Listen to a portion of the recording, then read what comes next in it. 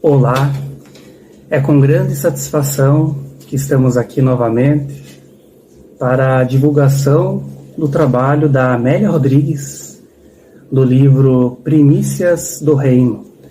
Hoje, o capítulo 20, Jesus. Mas antes de iniciarmos, gostaria de fazer uma prece, rogando a proteção de Jesus, os nossos anjos da guarda, para que possamos, através desta leitura, incentivar os nossos amigos a estudarem, a praticarem as lições do Cristo. Pai nosso, que estais no céu, santificado seja o vosso nome. Venha a nós o teu reino, seja feita a vossa vontade, assim na terra como no céu. O pão nosso de cada dia dai-nos hoje. Perdoai as nossas dívidas, assim como perdoamos quem nos tem ofendido. E não nos deixeis cair em tentação, mas livrai-nos do mal, e assim seja.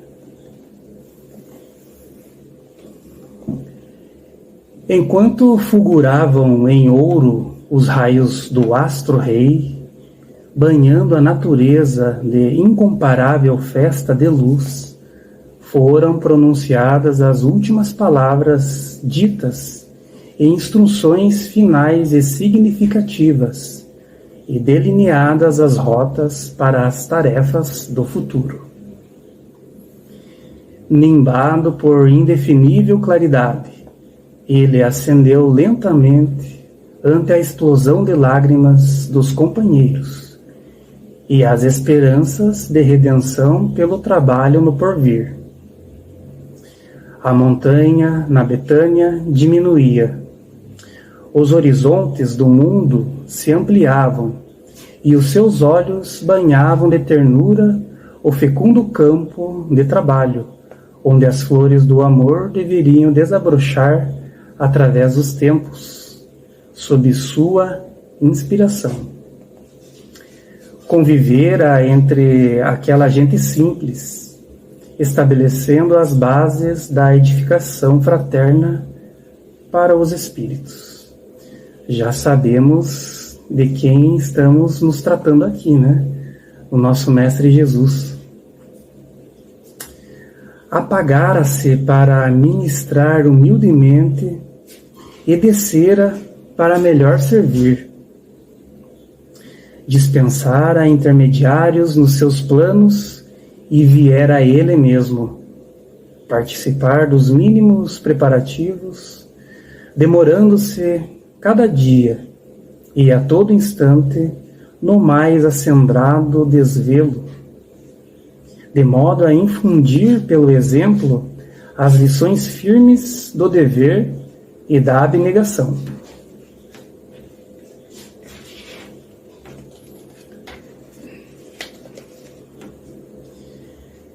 Prevendo as consequências políticas, sociais e espirituais da sua mensagem na história dos tempos, podia divisar desde já as legiões dos que se deixariam sacrificar e se viciar, permanecendo fiéis aos postulados da verdade até a morte infamante. Assim pensando, o Rabi inundou-se de inusitada alegria. Os conquistadores preparavam soldados e mercenários, infundindo o terror, e utilizavam-se das estratégias bélicas estabelecidas pela impiedade, pela espionagem, pela traição. Combatiam corpos Espoliavam cidades, esmagavam as aspirações dos povos enfraquecidos. Ele chegara anônimo e partira espezinhado. Legara, porém, aos que ficaram confiantes, a armadura da paciência, as armas do amor e a estratégia do bem incessante e infatigável. O campo talvez ficasse muitas vezes juncado de cadáveres dos seus legionários que se dariam sacrifício, mas que jamais sacrificariam outrem. Oferecera-lhes os instrumentos desconhecidos até então, da concórdia e da mansidão, e inaugurara um estranho e singular modo de combater, o combate da não-violência. Para ele, por essa razão, no entanto, aparentemente não houve lugar no mundo. Todavia, as lições vivas e incorruptíveis do seu amor brotaram bênçãos, e o punhado de espíritos revestidos pelas vestes carnais que ficavam na retaguarda, paulatinamente alcançariam os altos e inamovíveis objetivos a conquistar logo mais. Era um singelo pólen que, entretanto, fecundaria a humanidade inteira, venceria as distâncias e os tempos. No infinito das horas, chegaria o momento da comunhão final com os amados e o triunfo total sobre as misérias que convulsionavam as mentes e os corações.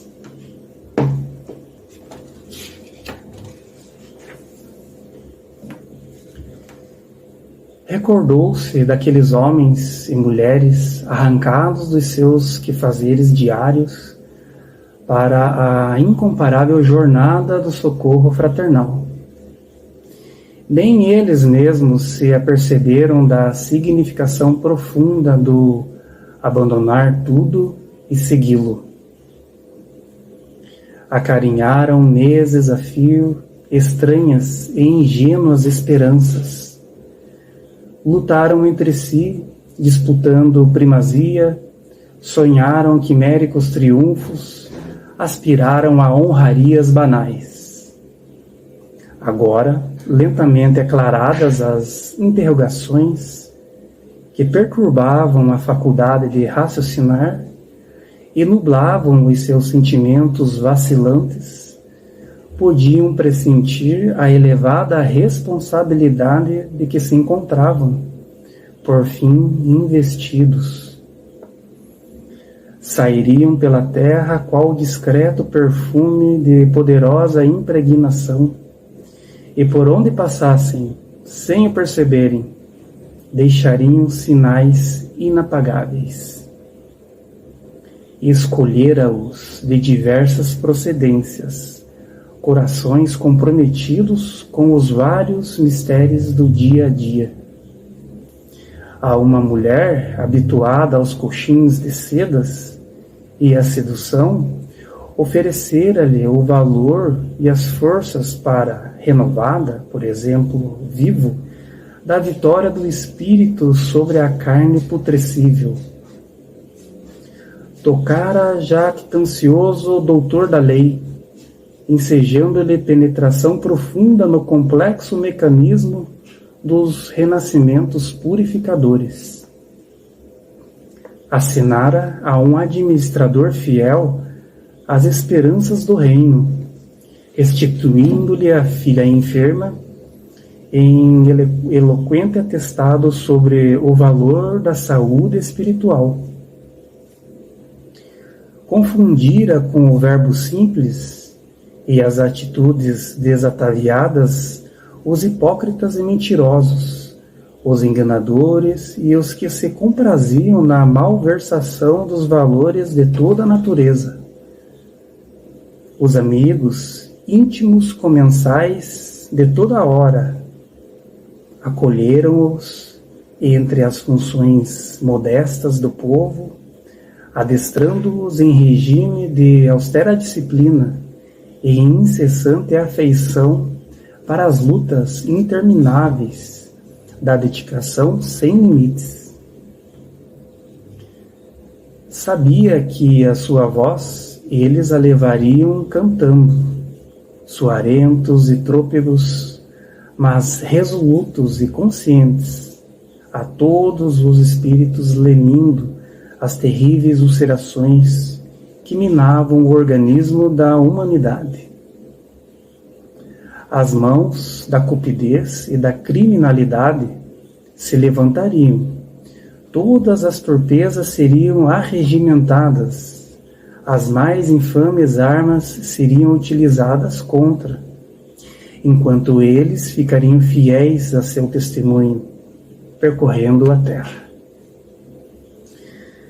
Podia vislumbrar as labaredas e as cruzes, os animais e os gládios, as crueldades ímpares e as perseguições implacáveis que movimentariam contra eles, sem lhes diminuírem o ânimo, nem lhes quebrantarem a coragem, pois que sustentavam na igreja da revelação assentada na rocha da verdade, com a argamassa do seu sangue e o selo da sua ressurreição, ficando reservado ao futuro o resultado do exílio por amor.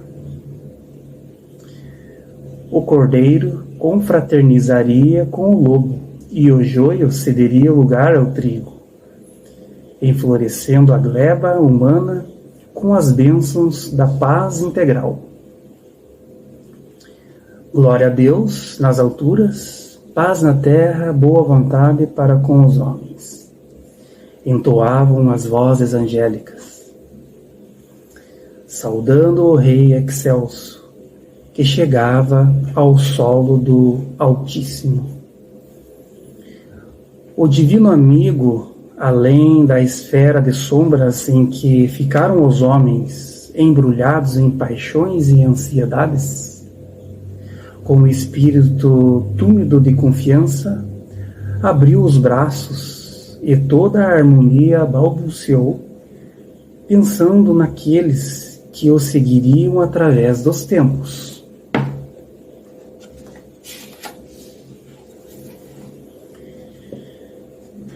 Pai nosso, que estais no céu, e retornando ao seio daquele que o enviou, sem se apartar, porém, dos lutadores da retaguarda terrena, até a consumação dos evos. Desde então, o sofrimento e a dor encontraram amparo em débeis mãos que se fortalecem ao contato do trabalho cristão. Por onde passe a hidra da guerra, semeando cadáveres e destruição, seguem em pós corações abnegados, atendendo à viuvez, a orfandade, o abandono e a miséria. E passado já 2000 anos, as guerras ainda continuam e na atualidade a gente pode perceber que essa animalidade ainda, esse instinto ainda está muito presente nos corações dos seres humanos, que por questões econômicas, políticas, orgulho racial, seja lá qual for, e se existe motivo para a guerra, ainda permanece nos tempos de hoje, causando dor, causando todos esses sofrimentos que acabamos de citar aqui. Porém, passados esses 2000 anos, a letra, como a gente costuma dizer na doutrina espírita, conseguimos arrancar o espírito da letra, das obras do Mestre, da sua vida, sua passagem, descrita pelos seus discípulos, seus apóstolos, e até hoje pode consolar corações para, não só hoje, mas como para a eternidade, trazendo conforto a essas situações tão precárias espiritualmente falando. Em toda parte ele tem estado presente, e o simples enunciado do seu nome é vigoroso estímulo para a liberdade e a paz do espírito. Não triunfando no mundo, Jesus venceu todas as vicissitudes e estabeleceu as balizas do novo mundo da humanidade feliz, em cuja construção estamos unidos todos nós, desencarnados e encarnados, no exercício da aprendizagem e vivência evangélica. Vivência evangélica. Essa vivência evangélica é no mais amplo significado do termo.